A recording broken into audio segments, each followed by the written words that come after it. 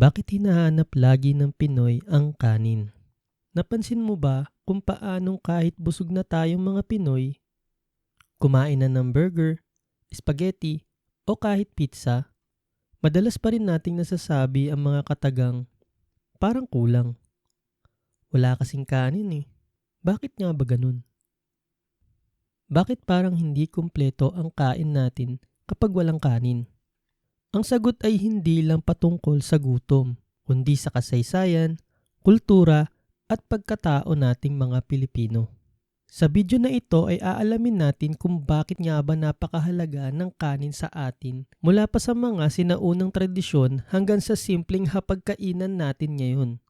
Bakit nga ba hindi mabubuo ang pagkain Pinoy kung wala ito? Bago pa man ang kolonisasyon, ang mga sinaunang Pilipino ay mga magsasaka na ng palay. Ang Banawe Rice Terraces na kilala natin bilang 8th Wonder of the World ay patunay kung gaano kalalim ang pagkakahabi ng bigas sa ating buhay. Hindi lang ito taniman, kundi simbolo ng talino at tiyaga ng ating mga ninuno. Ang bigas ay hindi lamang pagkain, ito ay sagrado. May mga paniniwala ang mga tribo noon na ang palay ay may espiritu. Kaya bago magtanim o mag-ani, may dasal o alay muna. Hanggang ngayon, ginagawa pa rin ito sa mga probinsya. Sa lalawigan ng Ifugao, nananatiling buhay ang paniniwala na may espiritu ang palay. Kaya't bago magtanim o mag-ani, sinasagawa pa rin nila ang mga ritual tulad ng punok at pag-aalay ng alak at dasal bilang pasasalamat. Mayroon ding katulad na kaugnay ng ilang lugar sa Hilagang Luzon, kung saan nag-aalay ng atang o pagkain, kabilang ang bigas bilang paggalang sa mga espiritu. Para sa mga Pilipino, ang bigas ay nangangahulugan din ng survival.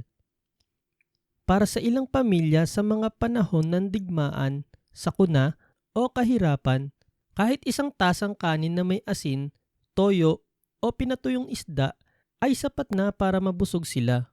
Kaya nga madalas nating marinig ang mga katagang kahit walang ulam, basta may kanin.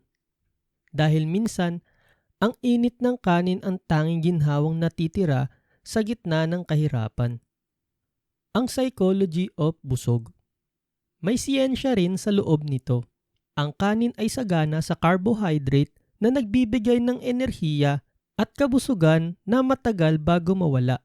Pero hindi lang pisikal na aspeto kung bakit natin hinahanap-hanap ang kanin. May mga psychological din na eksplanasyon dito. Lumaki kasi tayo sa paniniwalang hindi kumpleto ang pagkain kung walang kanin. Kaya kahit anong ihain sa atin, mapa-steak, ramen man yan, kapag walang kasamang kanin, ang tawag natin dito ay merienda lang. Simbolo ng pagsasama.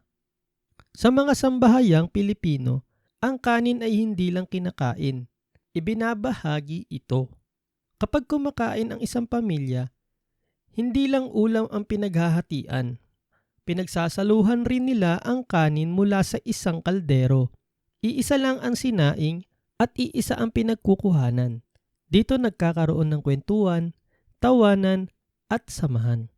Sa mga handaan, kainan, at kahit sa trabaho, ang kanin ang nagdudugtong sa bawat isa. Ang kanin ay simbolo ng pagkakaisa na kahit iba-iba tayo, pare-pareho tayong nagbabahagi ng iisang butil. Kasanayan na naging kultura. Bahagi ng araw-araw nating buhay ang kanin. May sinangag sa umaga, kanin sa tanghalian, at kanin pa rin sa hapunan. At kapag nagkasakit, lugaw ang unang hinahanap. Maging mga Pilipinong nasa ibang bansa ay tila hinahanap-hanap pa rin nila ang amoy ng bagong sinaing. Sa bawat butil ng kanin, may kasaysayan, may sakripisyo at may pagmamahal. Kaya siguro, kahit saan mapunta ang Pilipino, hanap pa rin natin ang lasa ng tahanan, ang lasa ng kanin. Hindi lang tiyan ang pinupuno ng kanin, pati alaala, kultura at pagkatao ng bawat Pilipino. Kaya sa bawat hapunan, hindi lang tayo kumakain. Ipinagdiriwang din natin kung sino tayo. Ikaw, ano ang paborito mong i-partner sa kanin? Ibahagi mo ito sa comment section at kung maaari ay pakilike mo na rin ang video na ito at ishare sa kapwa mong mahilig sa kanin. Huwag mo rin kalimutang mag-subscribe para sa ibang kwento tungkol sa kultura ng Pilipino.